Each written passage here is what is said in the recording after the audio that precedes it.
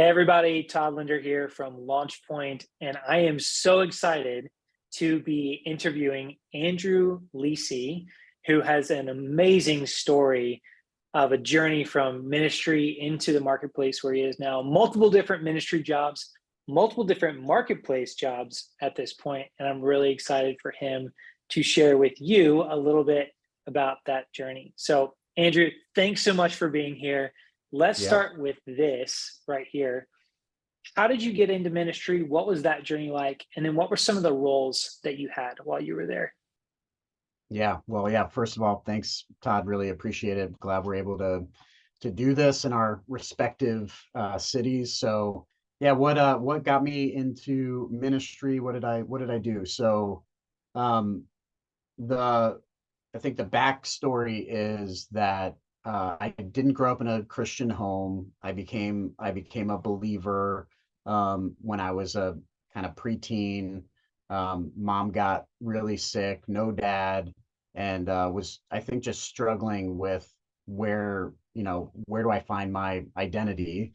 I had a lot of I guess anger issues, and so it was one of those things that became very apparent to me that I was just a sinner who needed Jesus. And so he saved me when I was about 12 years old.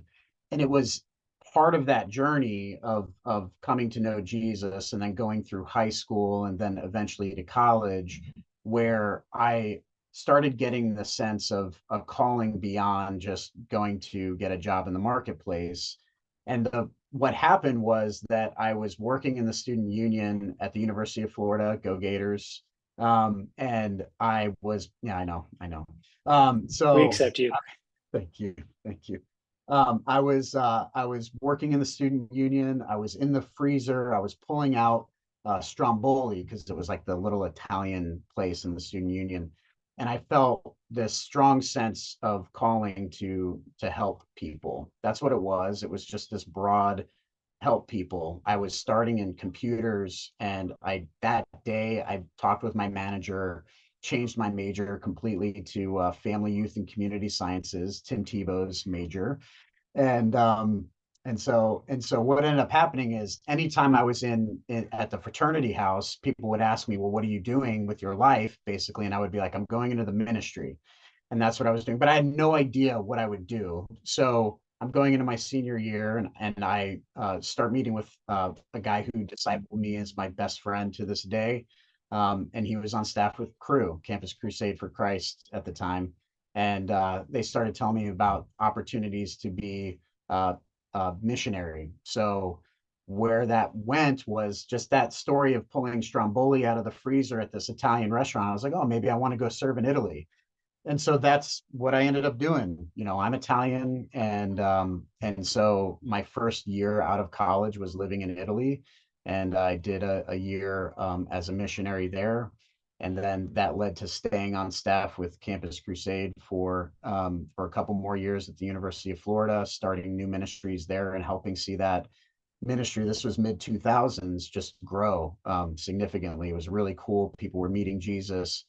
We were doing a lot of discipleship. I still have, great friendships now through that. And so what was missing for me at that time was I started building a desire for the local church.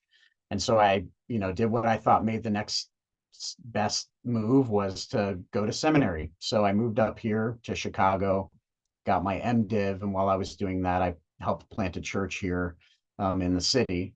So wanting to be in an urban context and plant a church, and realized I wasn't a church planner. I liked doing it.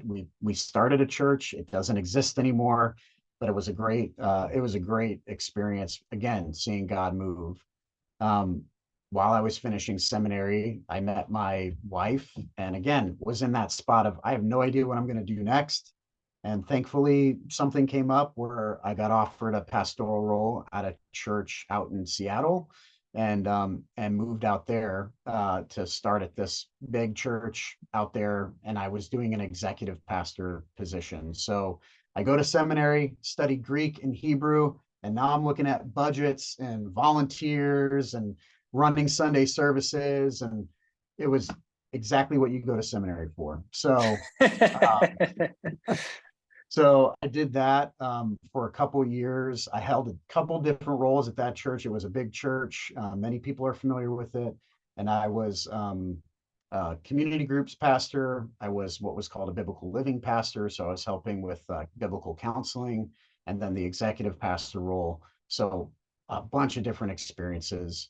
And then that's when, at the time, there was a big question of, what was next for my wife and I. And even while I was in seminary, I was looking to consider moving into the marketplace. So there was a desire there all along the way of being not just strictly in ministry, but being more in the marketplace and having a kind of ministry presence there.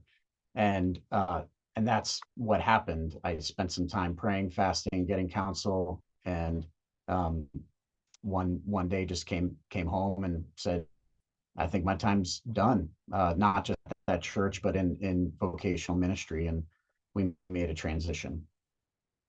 And that's such an intriguing story to me, very similar to mine, honestly, which is the feeling of maybe wanting to be in the marketplace for a long time. It sounds like even in seminary, and you're learning Greek and Hebrew, and you're still thinking maybe marketplace. Was Right. there, and I'm sure many people can resonate with that, of they love the vocational ministry, they love being on staff at a church or at a campus ministry or something like that, but they feel this little tug elsewhere.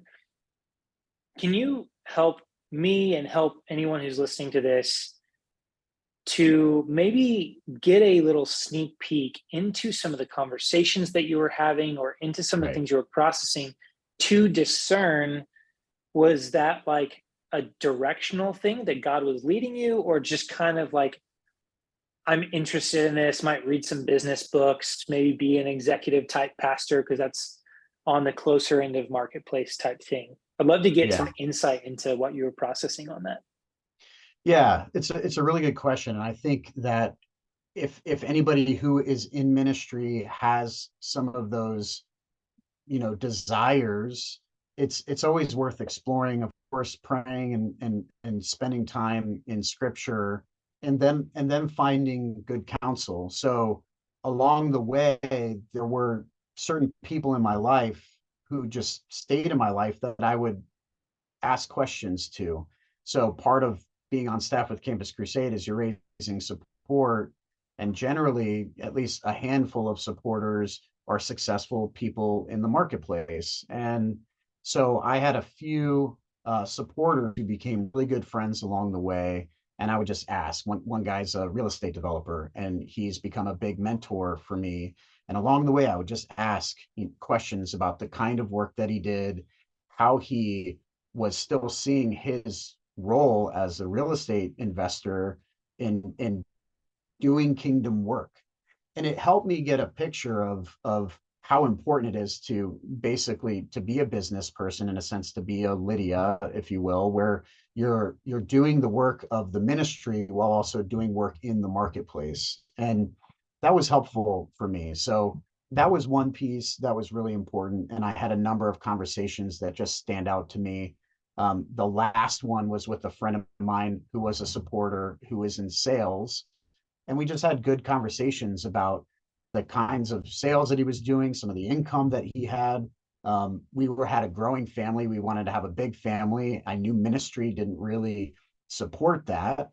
And Todd, you and I have had some, exchange on that.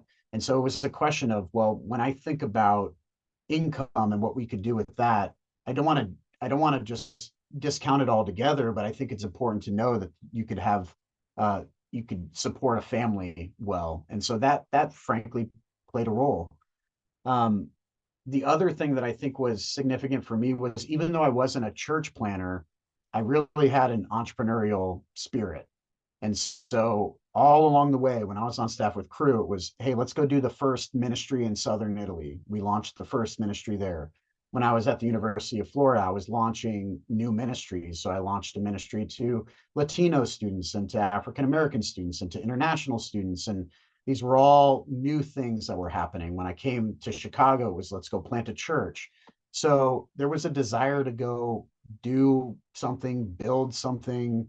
I'm not the, ultra entrepreneur, because I think that that can get put on a pedestal. It's like if you leave ministry, you got to go be the leader and head person somewhere else. Um, and that isn't necessarily the case. It was just that I knew I had a desire that could be executed and implemented in the marketplace.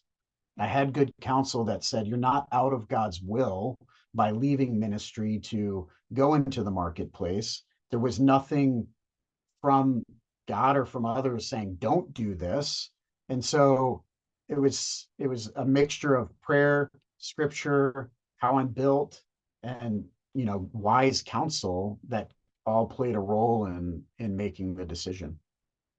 Yeah, so it sounds to me like wasn't there wasn't some like big moment from God that was like, time to go to this new vocation, or I'm pulling you out of the call of ministry. It was just, sounds like it was some self-awareness and just looking around and saying, I like this sales conversation I'm having with this guy. The conversation I'm having about real estate, like that's actually interesting to me. I could Right. see myself doing that more often.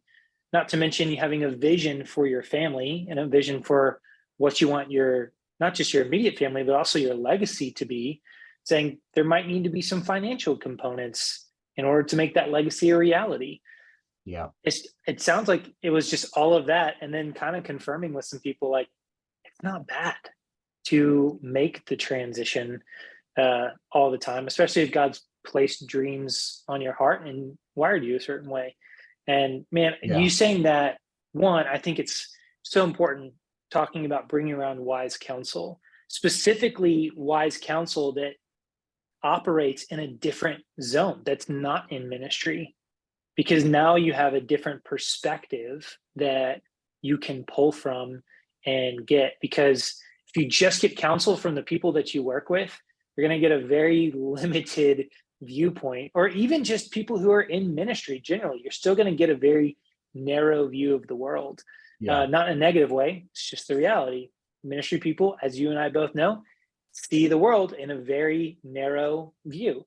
And so Mhm. I think that's so important to point out. And then the entrepreneurial spirit that you have, there's more ways that that operates even outside of ministry. So if you're feeling like, if you're watching this or feeling like, well, I really love teaching, or I really love speaking, or I really love small groups, or if there's that one thing, it doesn't mean that that's only exists in that context. There's other ways that it could happen. So if it's fear that's driving you, the unknown, that's driving you to stay where you are because you may not be able to do the things you feel like God's wired you for elsewhere, I think Andrew brings up a great point that it can happen elsewhere, in different scenarios. What would Right. you say to that, Andrew? Yeah, I wholeheartedly agree with everything you're saying. What's coming up for me as you're talking, Todd, is that and I don't know the exact demographic of who's watching this. My I guess it's probably leans more male. And so as men are leaving ministry, or people in ministry in general, I don't want to just generalize here. There's From a work perspective, it's really easy for us to define ourselves by our work. What is it that we do? Yes. This Yeah. happens in ministry, it happens outside of ministry. Yes. And as you're talking and we're going through this journey, the fact of the matter is that it doesn't change who I am in Christ. I am a disciple, whether I am a pastor or a financial planner. I am a child of God, whether I'm a church planter or a teacher. Those pieces do not change. And I think that one of the challenges that we all face is that we might want that moment. We might want some kind of, God told me I need to be in ministry, or God told me I need to be out of ministry. And that keeps people from making some of these decisions, when in reality, like, God is calling us to be disciples. God is calling us to be children. We are a new creation. So I think what's coming up for me is that God has wired us and he's gifted us in a number of different ways that can be executed in a number of different ways. And part of this is just the path of exploring within God's kindness and grace how it is that he wants to use you in those moments, rather than thinking about it in these like sections of life that need to have a very defined beginning and very defined end, in which God says, you know, when I was 18 that this happened, or when I was 25 this happened. Those are helpful and I have parts of that, but I think it's part of just the exploration of seeing how God can use you in the everyday ordinary moments, whether you're in ministry or the marketplace, and just trusting that along the way. So yeah, you're you're going to be able to use the gifts that God has given you, um, because he's given them to you for his purposes, whether that's as a pastor or something outside of ministry. 100%. Your value is not in what you do, not who pays your W-2, if you will. And I like it's a that rhyme. process, it's a discernment journey that you're on. Yeah. Okay, so Andrew, changing gears a little bit, I want to hear about as you were thinking about making this change and you were starting to actively go down that road. Maybe it was you were talking to people, or you were starting to put applications in, or maybe you're going on job search boards. Will you kind of give me an idea and give us an idea of what were some of the challenges that you encountered as you were looking to make this transition from your church job, from your ministry job into the marketplace? Yeah, a really good question. So some of the challenges were that I had a family youth and community sciences degree, right? So what does that mean? I have no idea. I still have no idea. I had an MDiv. So from a training standpoint, I didn't have anything that was clear, right? I didn't have an engineering degree. So I couldn't say, well, I have an engineering degree, let me go do engineering, or an accounting degree or something of that nature. So all along the way, it was kind of like I'm doing ministry. So I think the first challenge was just understanding what direction makes sense for our family for the next career that I want to move into. And as you know, and as many know, there's just so much out there. And then the second challenge is that it's easy to get pigeonholed coming out of ministry as to what you would be able to do. You in ministry, you are a people person, you know, go sell insurance, go be a financial planner, which is what I am, go sell something. Like that's kind of where it's easy for people in ministry to get pigeonholed. And frankly, it's like where I felt like that's what I love, helping people. And so all along the way, it was this call going back to college of, well, I want to help people. What does that look like? So I would just say identifying the challenge of where do I actually want to put my focus and my energies toward actually identifying what it is that I want to do. And then of course there are the other components now, not just internal but external. So now it's external of how do I let people know what it is that I'm focusing on, and how do I get credibility in that space. So one is the networking piece of who is it that I can connect with? Who is it that can help me understand what it is that I'm trying to do and build my resume effectively? And then how do I gain credibility? So what did I do? What I decided to do, I don't remember exactly where I got this idea, but it was helpful, was I decided to write a cover letter with my resume, because it was basically all ministry, that says that said, if I were in your shoes, I wouldn't hire me either, for these three reasons. Like that was kind of the theme, like 3 reasons why you shouldn't hire me, but we should talk. And I just spent time saying, hey, if you're looking at my resume, I know exactly what you see. These are the 3 things that you're going to see when you look at my resume that I know are going to make you want to say no. So let me call those out, show you some self-awareness, and then say, this is my twist on those 3 things. So one was pastoral ministry, of course. And so I would just say, like, look, you're going to see all this ministry stuff, but let me show you what you don't see. This is team management, this is budget management, this is growing a volunteer team, which is much harder than getting people to do things because they're getting paid for it. Like all of these pieces went into this letter, and that's what landed me, an interview or two in some of the spaces that I was looking at. So I would say, like, get creative and how can you gain credibility? And I think one of the best ways to do that is just have the self-awareness of, like, if you're in the shoes of a hiring manager, what do you think they're going to look at when they're looking at your resume? And how can you call those things out if they're going to be objections that are going to make them take your resume and just put it to the side? And then, yeah, and do that well. Man, you are so right about that. If you can just call that stuff out, that self awareness is impressive, and it makes people curious because they say, oh, they understand what I'm thinking. The hiring manager is thinking that, or the talent acquisition person who's reading the resume is thinking that. At me spending almost 10 years in talent acquisition, I can verify that if I saw a resume that looked off, but then someone later in a phone screen, the way that we were doing it, we would give everyone a phone screen. That is Mm. not the case for the majority of jobs out there. But there's a reality to, can you grab someone's attention and say, hey, I see I'm not your like ideal candidate on paper. Let me help you understand why I am. It's just hard to explain in a resume. Right. That stuff Yeah. matters. So I love that. I remember when you told me that for the first time, I was like, oh, that's so brilliant. It's Yeah. overcoming the objections before they even have a chance to object, which is Yeah. so brilliant Yeah. Thank you. on that. And I have it on LinkedIn somewhere. So, if you want to tag it or whatever to let other people see it, then it might be Yeah. helpful.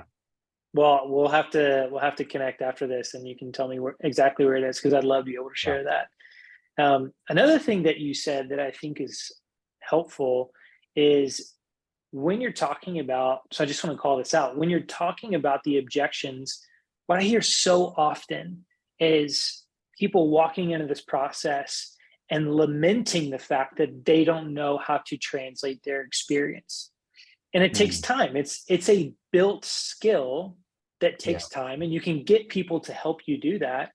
But there's really two mentalities, there's two attitudes that you can come in with it. It's either the I'm not enough, I don't have what it takes, or the I'm going to figure it out Right. mentality.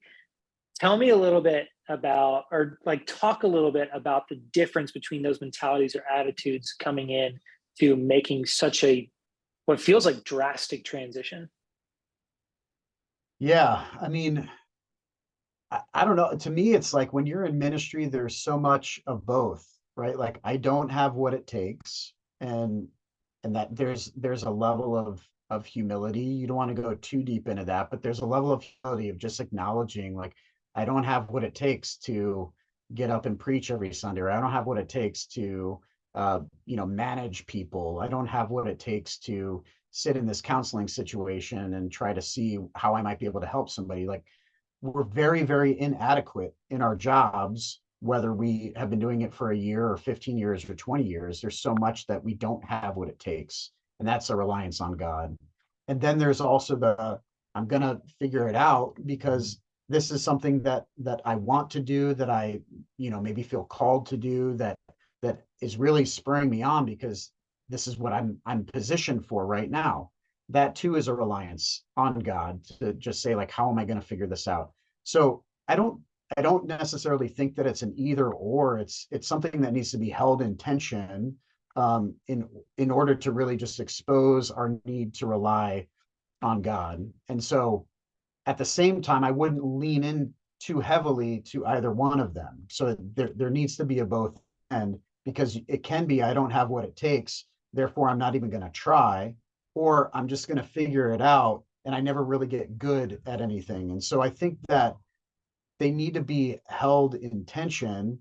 And I mean, I don't know, like, taking that and translating that from ministry into the marketplace. And if you can come with that mentality and just say, this is basically my everyday experience in what I'm doing now, and then translate that into, well, I'm going into I went into tech sales when I transitioned from ministry to the marketplace to start. I didn't know anything about technology. I didn't know anything about the cloud. I mean, the cloud was cool and new back then. I didn't know anything about CR. I didn't know any of that. So I knew I didn't know a lot, and I knew that I didn't at the time have what it takes. But one of the things that I think is so great about ministry is that you learn to be very resourceful. I mean, there's so much resourcefulness that is required to do the day in, day out work of ministry, that resourcefulness can translate really well into the marketplace. And what I would say on that is, like, it's really easy to believe. I think a lot of people in ministry have this belief that, like, ministry is down here and the marketplace is up here.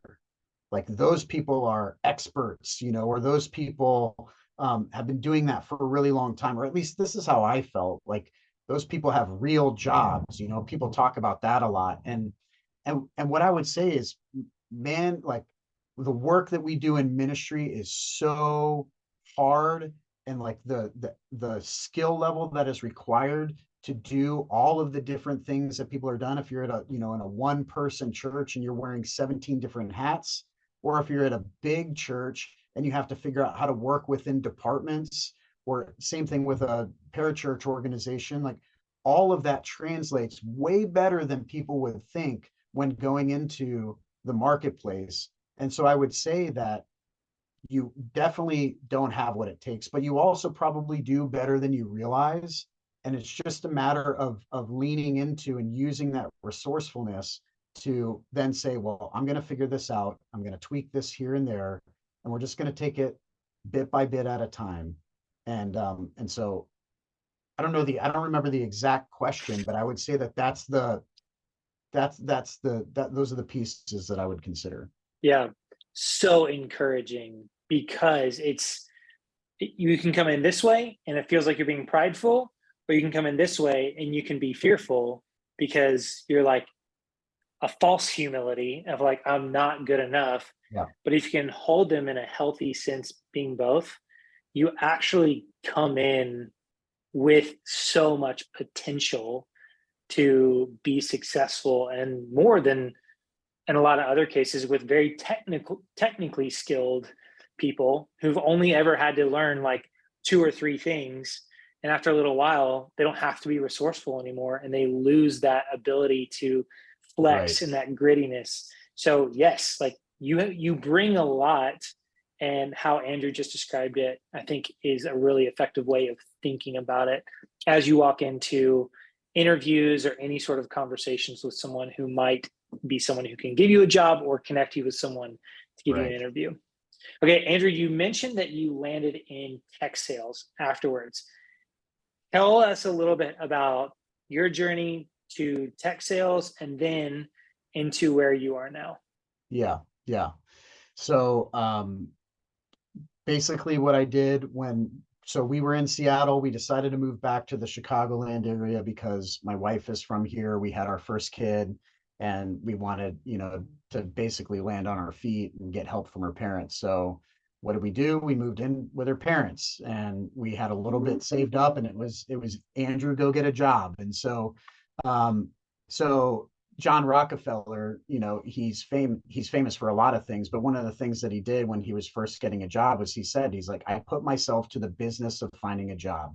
He basically spent 40 hours a week trying to find a job, and that was the work that he did. And so that's what I was doing.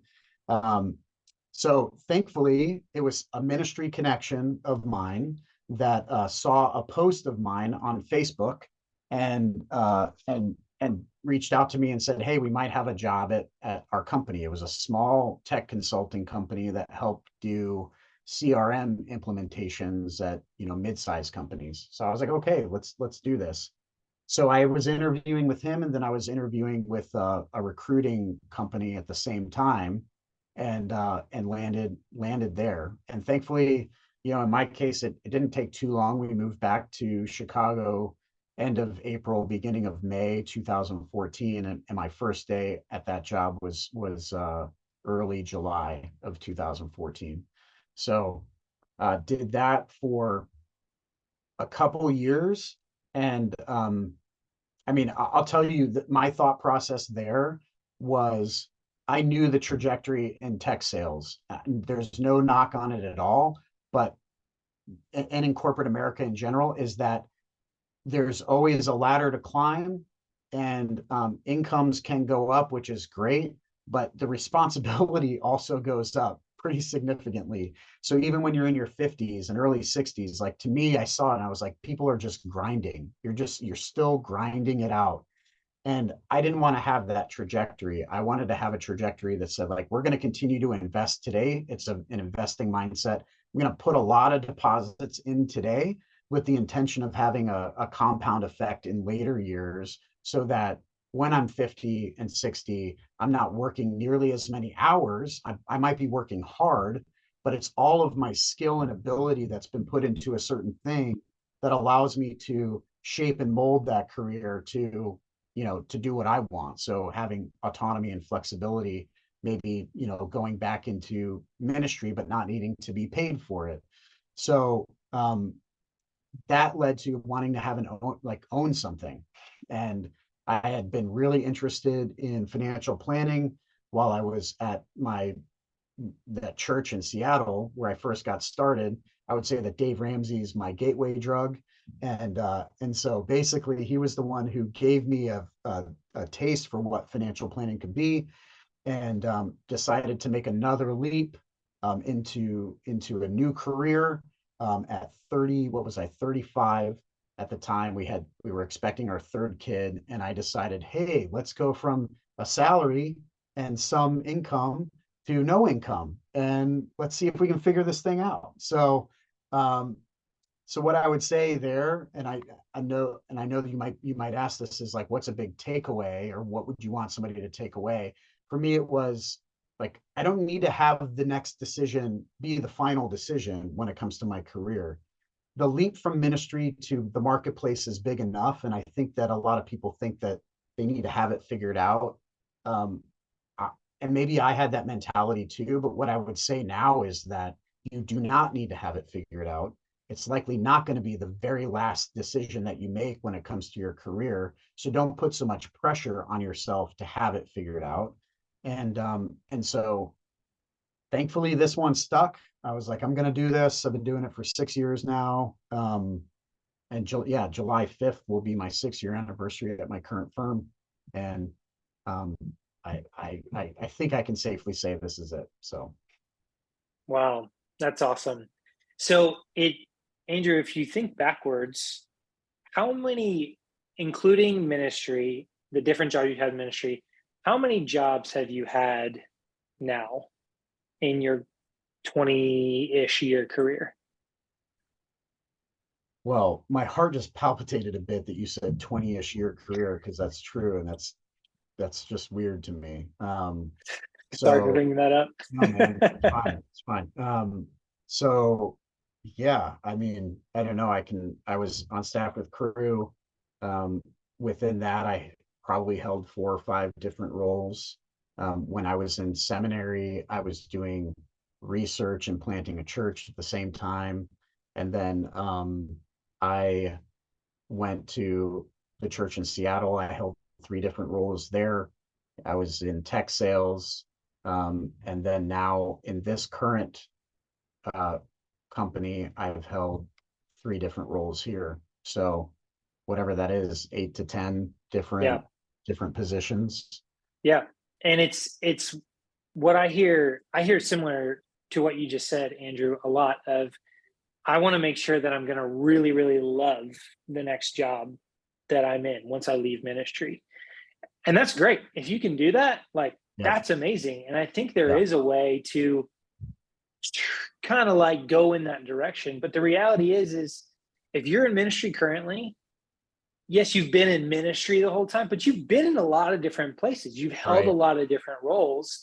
You've probably worked with students or young adults or kids, and maybe then you have done some administrative stuff or done groups. You've probably done a lot of different things that, in terms of a job, they are very different in terms of their day-to-day function, but you've been in ministry.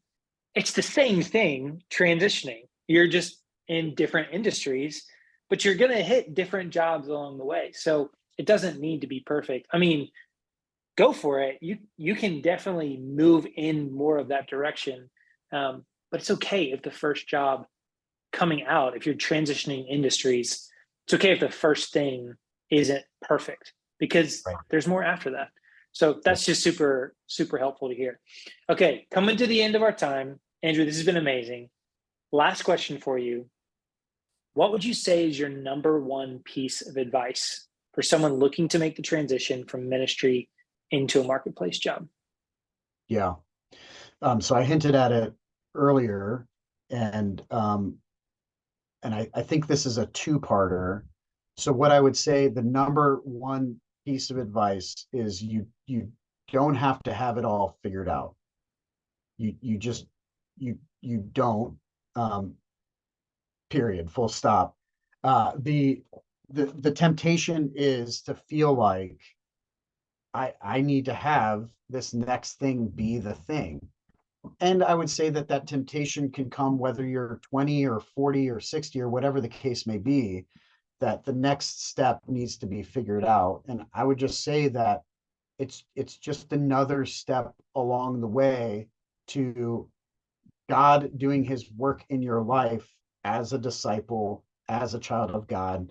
Todd, you said this earlier, your value is not in what you do. And so I think that a lot of us place a burden on ourselves in that being the case. We frankly set up false idols, and we need to really look hard at that when it comes to the work that we're doing. That way it allows you and me and all of us who have been doing this work that you go into ministry because, man, you feel called. Like there's every one of us has a story as to why we go into ministry. Very few people, or maybe not very few, but few people have the same kind of compelling story as to why they go into the marketplace. It's like, so we have that story, and I think we want that story, we want to have the strength of that story carry through to the marketplace. We want to have something similar, and I just don't think either one is absolutely necessary. And so take the pressure off, trust God with the next step, and then see what happens. So that's the first thing, is the next step isn't going to be the final step. What I would say, though, is that as you make that step and you start to see a thread within the things that you are interested, in ministry and in the marketplace, there's going to be a thread that you'll be able to see and you'll be able to pull on a little bit as you get that thread, whether it's one or two things that you do really well and is probably a unique skill for you. Become great at it. There's a book out there by a guy named Cal Newport. He wrote a book called Deep Work that's very, very popular in our culture. There's a book prior to that called So Good They Can't Ignore You. And so Deep Work is kind of a follow-up to that book, where So Good They Can't Ignore You is all about this idea of building career capital. With career capital, you get this idea of, you get everything you want. You get mastery, you get autonomy, you get income, you get freedom, flexibility, all that kind of stuff. But it comes from being a master at what you do. Deep Work is the follow-up book that says this is how you become a master. But the concept of becoming a master is in So Good They Can't Ignore You. So what I would say is, whatever your hand finds to do it with all your might. Like become great at your craft. Some of it is then, being a witness in that, because you become so good, nobody can ignore you, and you're actually an attractive human being for not just your skills in the workplace, but for so many other things. And so I think being a craftsman is really, really important. So don't put so much pressure on yourself. And at the same time, once you find the thing that you pull that thread, become great at it. Be a craftsman. That would be my advice. And so good. It reminds me, I think it's Proverbs 25. At least one person will tell me that I'm wrong because it's in the 20s. I think it's Proverbs 25. Those who are great at their work will stand before kings. Right. Yeah. There you go. So figure out what that work is and just be really great at it. And at some point, your ministry background won't look like a black stain on your resume as it may feel like right now. It will just validate what you're already doing even more. Right. Yeah. Andrew, thank you so much for your time, man. Yeah, man. So, Yeah, this is awesome. so your story is so helpful. The wisdom throughout it, I would say it's like a simple wisdom, not simple in the fact that it's like elementary, just it's like it's the core stuff. It's like this, just stick with it. The right people, finding the things you're good at, finding your identity in God and knowing what you do. Just those wise threads coming through to end you up in the place where you are now, focusing on who you want to be and where you want to go in the long term, Yeah. and letting God open the doors and letting it happen. So, man, thank you so much for your time. Yeah. I love Grateful that you're for doing you. this. I hope it's helpful. Yeah. Yeah, absolutely. Again, thanks so much, Andrew. Bye, everybody.